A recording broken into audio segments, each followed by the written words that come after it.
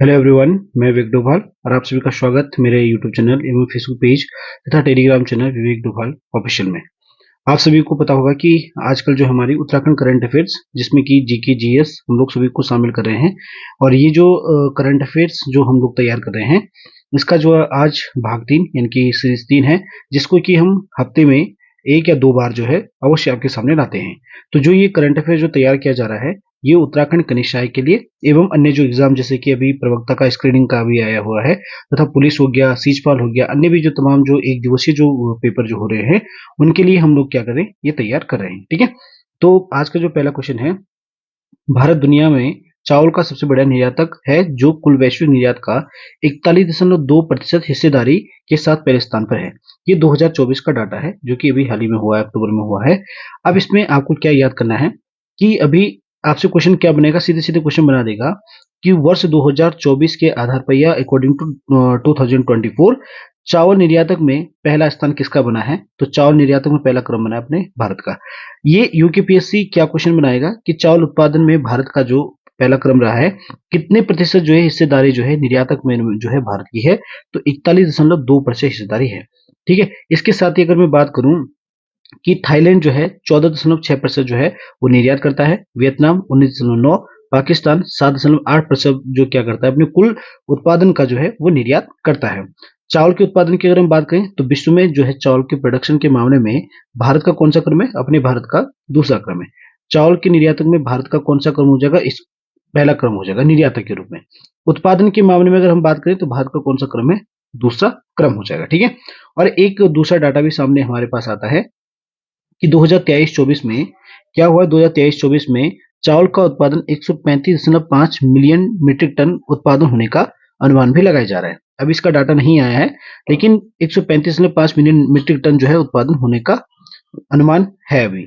Next, Bharat में चावल के उत्पादन में अग्रणी राज्य पश्चिम बंगाल, उत्तर प्रदेश तथा उड़ीसा है। इस क्वेश्चन को आप अच्छे से देख लेना, ये ज्योग्राफी का क्वेश्चन है और ये भी ज्योग्राफी का। नेक्स्ट क्वेश्चन कि चीन जो है, चीन विश्व का सबसे अधिक चावल का उत्पादन होता है, यानी कि चीन में जो है विश्व का जो चावल प्रोडक्शन जो होता है, जो चावल का जो प्रोडक्शन है उत्पादन होता है वो चीन में क्या है अन्य देश की अपेक्षा जो है वो सबसे अधिक होता है। इनके पहले क्रम पे हो जाएगा चावल उत्पादन में चीन हो जाएगा, पहले क्रम पे चीन हो जाएगा, दूसरे क्रम पे अपना भारत हो जाएगा। ठीक है, इस डाटा को आप याद करोगे।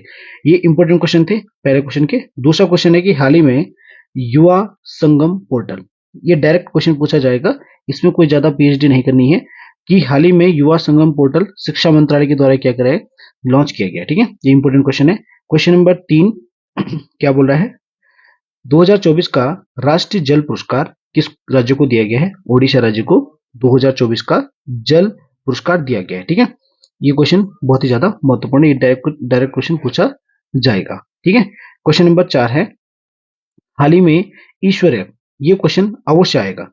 क्यों आएगा इसका कारण मैं आपको बता देता हूँ। ईश्वर ऐप का संबंध किससे है, डायरेक्ट जल स्रोतों से। क्वेश्चन ऐसा ही बन जाएगा, ईश्वर ऐप का संबंध किससे, जल स्रोतों का हाल जानने से। जल स्रोत का हाल जानने का संबंध, जल स्रोत जो स्प्रिंग जिसको हम कहते हैं सूख गया है, सूखने के कगार पे है, या इसकी वर्तमान स्थिति क्या है, इसका जो है आपको ईश्वर ऐप के माध्यम से उत्तराखंड के जितने भी सारे, उत्तराखंड नहीं अपितु इंडिया मतलब राष्ट्रीय स्तर पे भी इसका किया जाएगा। तो इसकी जो शुरुआत नैनीताल जिले से की जाएगी। अब इसका लॉन्च नहीं किया गया है लेकिन नैनीताल जिले से शुरू किया जाएगा ये, और आईआईटी रुड़की के द्वारा इसको बनाया गया है। ये अपने उत्तराखंड से रिलेटेड क्वेश्चन है तो इसलिए उत्तराखंड के पेपर में पूछा जाएगा। ठीक है, तो ईश्वर ऐप का संबंध जल स्रोतों को जानने से, हाल जानने से है।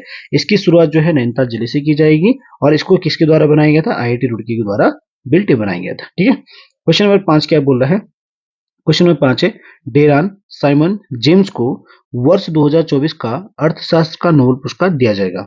ये इनको यह पुरस्कार किसी देश की समृद्धि के लिए सामाजिक संस्थाओं का महत्व कितना है, इसके हेतु जो है ये पुरस्कार इनको नोबेल प्राइज दिया जा रहा है। इससे पहले मैंने आपको साहित्य का नोबेल पुरस्कार के बारे में बताया है, चिकित्सा के बारे में बताया है, भौतिकी के बारे में बताया है, और अर्थशास्त्र का नोबेल प्राइज जो है आप यहाँ से अपना देख सकते हैं कि डेरन साइमन द जेम्स को दिया गया है। कभी कभार यूकेपीएससी जैसे एग्जाम में आपको डायरेक्ट क्वेश्चन पूछने को मिल जाएगा कि अर्थशास्त्र का नोबेल पुरस्कार 2024 जो दिया गया है वो किस हेतु, विषय क्या था। तो यानी कि किसी देश की समृद्धि के लिए सामाजिक संस्थाओं का, जो सोशल जो ऑर्गेनाइजेशन होते हैं उनका क्या महत्व होता है, इस हेतु जो है दिया गया किसी देश की समृद्धि के लिए। ठीक है, next question, question number 6, Femina miss India world 2024 किसको दिया गया? निकिता पोरवाल को बनी है या दिया गया है। ठीक है, मिस इंडिया जो बनी है निकिता पोरवाल बनी है, और इस निकिता पोरवाल का जो संबंध है इनका मध्य प्रदेश हो जाएगा। ठीक है, ये क्वेश्चन इंपॉर्टेंट। क्वेश्चन नंबर 7 देख लीजिए। वर्तमान में उत्तराखंड की प्रति व्यक्ति आय 2,60,000 रुपए हो गई है। ठीक है, ये क्वेश्चन डाटा का क्वेश्चन है और ये क्वेश्चन अवश्य पेपर में आ सकता है, इसलिए आप इसको अच्छे से देख लेना कि उत्तराखंड की प्रति व्यक्ति आय कितनी हो गई? 2,60,000 रुपए हो गई, जो कि वर्ष 2000 में 15,285 थी।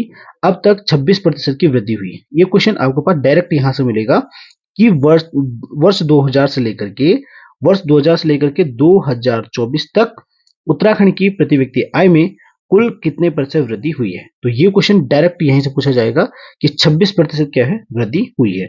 अब तक उत्तराखंड की अर्थव्यवस्था का आकार कितने गुना बढ़ा है?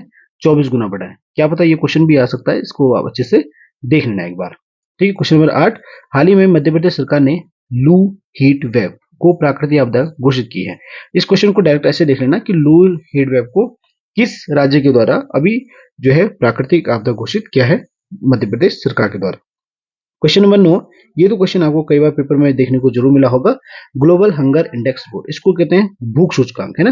भूख सूचकांक के मामले में जो है उत्तराखंड का 127 देशों में 105वां क्रम है। इसको आप डिट्टो ऐसे याद करें ना कि भारत का जो है ग्लोबल हंगर इंडेक्स 2024 में कौन सा क्रम है? 105वां क्रम हो जाएगा। ठीक है, क्वेश्चन नंबर 10। 2024 का शांति का नोबेल पुरस्कार जापान का संगठन निहोन हिदांग्यो को मिला है। इस संगठन की स्थापना 1956 में की गई थी। ठीक है, शांति का नोबेल पुरस्कार इंपॉर्टेंट है, बहुत ही ज्यादा पेपर में पूछा जाता है, तो आप जो है इसको अच्छे से याद करना है। ये जापान का एक संगठन है जिसको जो है क्या मिला है? शांति का नोबेल प्राइज दिया गया।